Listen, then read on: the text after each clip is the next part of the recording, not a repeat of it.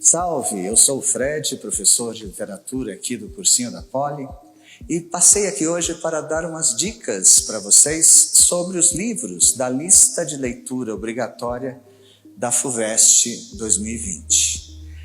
É uma lista muito importante. Para vocês terem uma ideia, das 16 questões que a FUVEST apresenta na primeira fase do seu vestibular, pelo menos 10 e talvez até 12 dessas 16 questões são questões ligadas aos livros. A FUVEST faz questões de língua portuguesa, de interpretação de texto e de literatura a partir de trechos dos livros.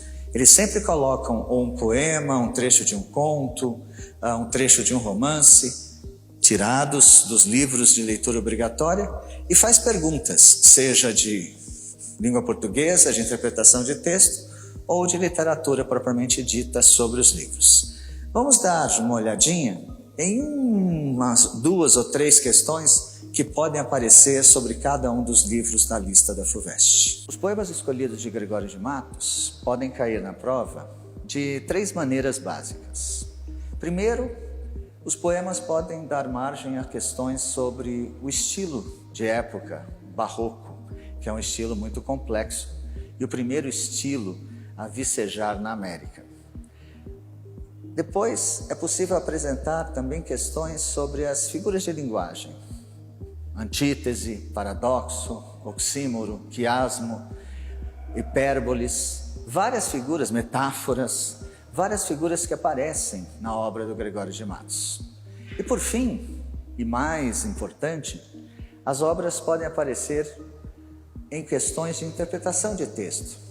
Eles podem pegar trechos de poemas do Gregório de Matos e pedir que vocês, alunos, interpretem esses trechos. Não é uma missão fácil.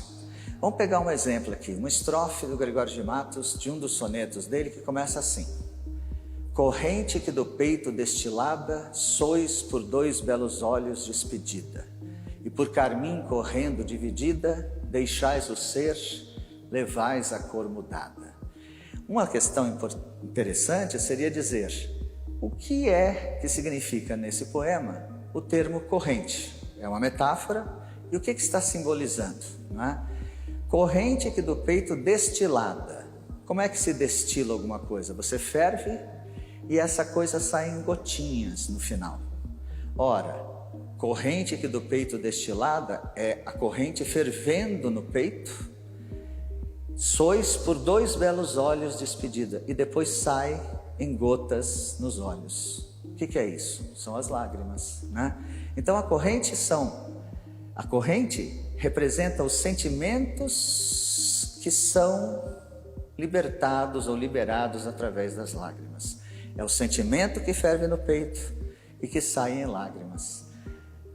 Não é muito fácil, não é? Mas é o tipo da questão que vocês podem esperar sobre algum poema do Gregório de Matos. Sobre o Quincas Borba, do Machado de Assis, muitas questões podem aparecer. É muito provável que vocês encontrem um trecho da obra com questões das mais diversas, sobre gramática, sobre interpretação de texto. Do ponto de vista da narrativa em si, a questão do humanitismo pode dar margem a algumas questões. O humanitismo é uma teoria inventada pelo filósofo louco Quincas Borba, que repassa isso para o Rubião e que é uma grande paródia, né, da luta pela preservação da espécie, né, apresentada pelo Darwin.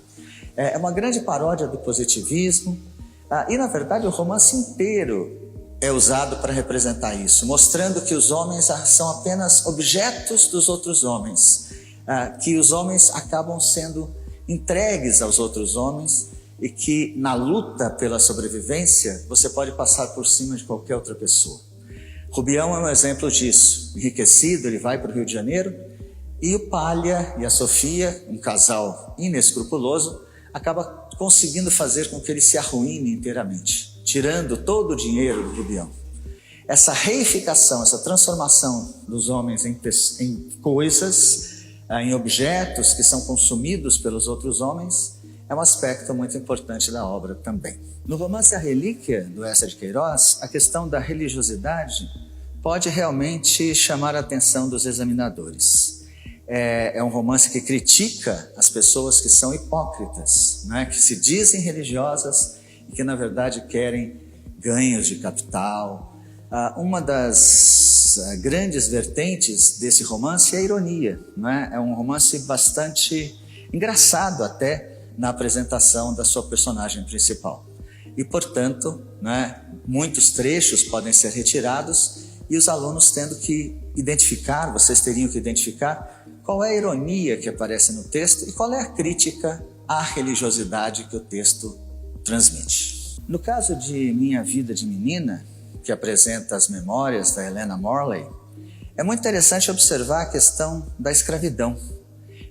O livro retrata exatamente a época da abolição da escravatura. Então, como a menina Helena vê os escravos, percebe a vida da escravidão, é algo que chama muita atenção no romance. Então, seria interessante vocês observarem isso, inclusive porque é possível termos alguma questão ligada à história, ligada à questão social, através desse romance Minha Vida de Menina. Já no romance O Cortiço, do Aloysio Azevedo, de novo a questão do estilo de época é importante, o naturalismo, as características do naturalismo, o fato do naturalismo apresentar o homem animalizado. Então, uma palavrinha-chave que poderia aparecer em questões sobre o Cortiço é zoomorfização, transformar o ser humano num animal, tratar o ser humano como se fora um animal. Além disso, também a representação do Cortiço como um ser vivo, praticamente, que abriga cada um dos seus indivíduos. É muito importante na representação. Então, seria possível uma questão que englobasse tanto essa animalização, essa zoomorfização dos seres humanos, quanto a sua representação apenas como um componente de um todo orgânico, que é esse Cortiço representado pelo Aloysio Azevedo. O romance Angústia, de Graciliano Ramos, apresenta um narrador, Luiz da Silva, que é um funcionário público e que também faz alguns trabalhos, escreve alguns artigos para o jornal e que tem a intenção, a pretensão de se tornar um grande romancista. Esse funcionário público entra numa grande depressão. Ele começa a se sentir angustiado, ele perde a Marina, que era a mulher que ele tanto amava, para um homem mais rico. Ele começa num processo de autodestruição, de depressão. Me parece bastante provável que o vestibular pergunte sobre as causas dessa depressão do Luiz da Silva, as causas da sua angústia, né? E nós podemos perceber claramente duas concepções ou duas explicações para isso. De um lado, explicações sociais, né? A sociedade que ele vive é uma sociedade sufocante, a vida lá em Maceió é uma vida que não o agrada, ele não tem dinheiro para nada, ou seja, ele vive uma vida de sacrifícios do ponto de vista econômico e social. Por outro lado, ele também tem sérias complicações psicológicas ligadas ao pai, né? A gente percebe claramente uma angústia da influência, para usar um termo do Harold Bloom, dele ligada ao pai, ligada a toda a descendência dele. Então é um narrador que de um lado tem problemas sociais e do outro lado tem problemas psicológicos. A gente pode usar Marx ou Freud para explicar, né? O Luiz da Silva tanto tem problemas de fundo social quanto tem problemas de fundo psicológico muito graves.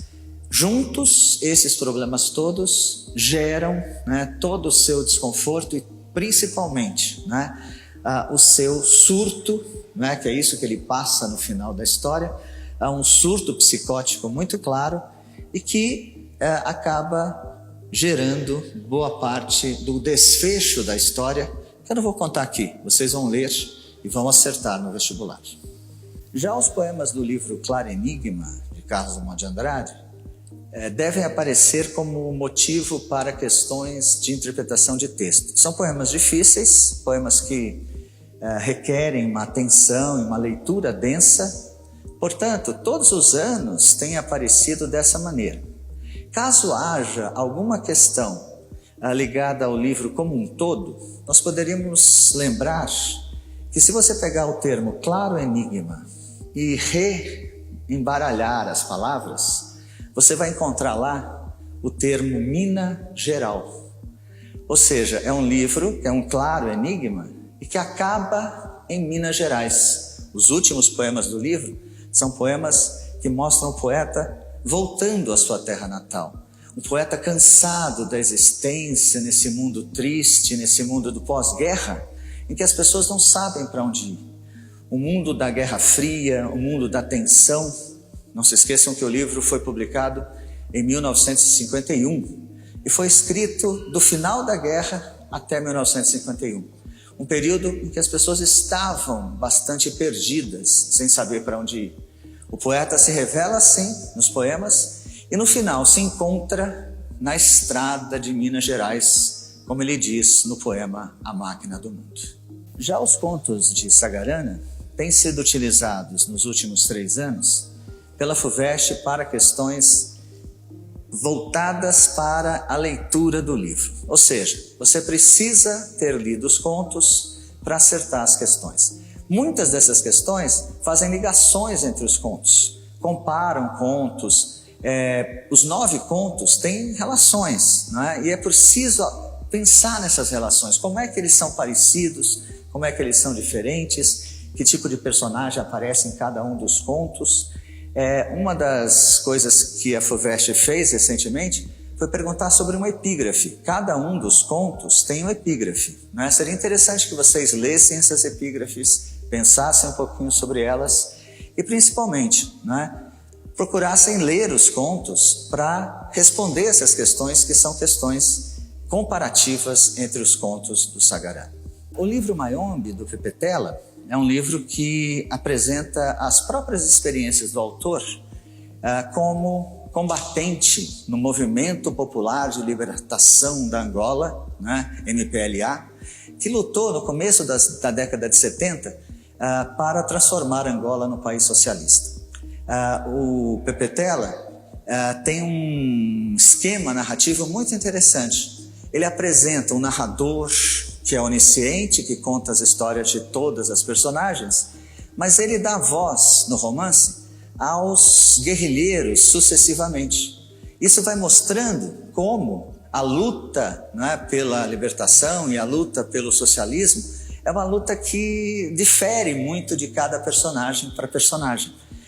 E isso faz a força desse romance. Então eu diria que é interessante atentar à narrativa ou à narração do romance, né, pensando no foco narrativo, que varia de foco narrativo em terceira pessoa, narrador onisciente, que sabe tudo, para várias narrativas menores em primeira pessoa e na voz de cada um dos guerrilheiros presentes. É até interessante apontar que a guerrilheira presente, ela não tem voz nessa obra, né? Não tem nenhum capítulo em que seja a voz dela que se ouve, né? Revelando claramente o machismo que havia entre os guerrilheiros lá em Angola.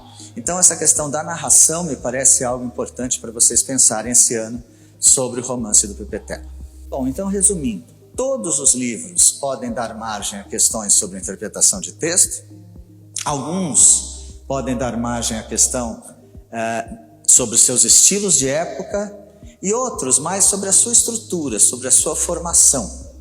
E é claro, todos esses livros também podem dar margem a questões ligadas à língua portuguesa, ligadas às funções da linguagem e ligadas às figuras de linguagem que sempre aparecem na FUVEST.